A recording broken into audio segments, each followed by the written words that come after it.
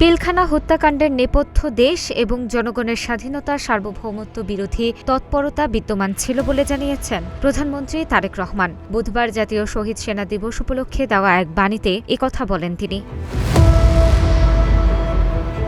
বাণীতে তিনি বলেন, ২৫ ফেব্রুয়ারি জাতীয় শহীদ সেনা দিবস। ২০০৯ সালের এই দিনে বিডিআর সদর দপ্তর পিলখানায় সেনা হত্যাযজ্ঞ সংঘটিত হয়েছিল। হত্যাযজ্ঞে ৫৭ জন সেনা কর্মকর্তা সহ ৭৪ জন শহীদ হয়েছিল। ২০০৯ সালের পর দিনটি যথাযোগ্য গুরুত্ব সহকারে পালন করা হয়নি। ২০২৪ সালে দেশ ফ্যাসিবাদ মুক্ত হওয়ার পর থেকে দিনটি শহীদ সেনা দিবস হিসেবে পালিত হচ্ছে। আজকের এই বিশেষ দিনে আমরা সেনা হত্যাযজ্ঞে শহীদদের মাগফিরাত কামনা করছি। তাদের শোক সন্তপ্ত পরিবারের সদস্যদের প্রতি গভীর সহানুভূতি ও সহমর্মিতা প্রকাশ করছি।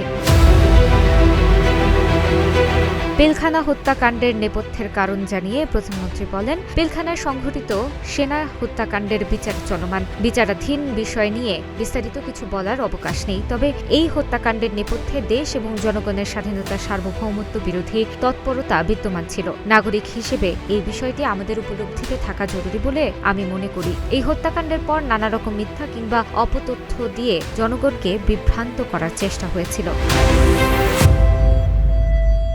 তিনি বলেন, সশস্ত্র বাহিনী একটি স্বাধীন দেশের সম্মান, বীরত্ব এবং গৌরবের প্রতীক। ভবিষ্যতে আর কেউ যাতে সশস্ত্র বাহিনীর বিরুদ্ধে ষড়যন্ত্রে লিপ্ত হতে না পারে, আজ পুনরায় সেই শপথে বিলিয়ান হতে হবে। দেশ এবং জনগণের স্বার্থের বিপরীতে যে কোনো ষড়যন্ত্রের বিরুদ্ধে আমরা ঐক্যবদ্ধভাবে রুখে দাঁড়াবো।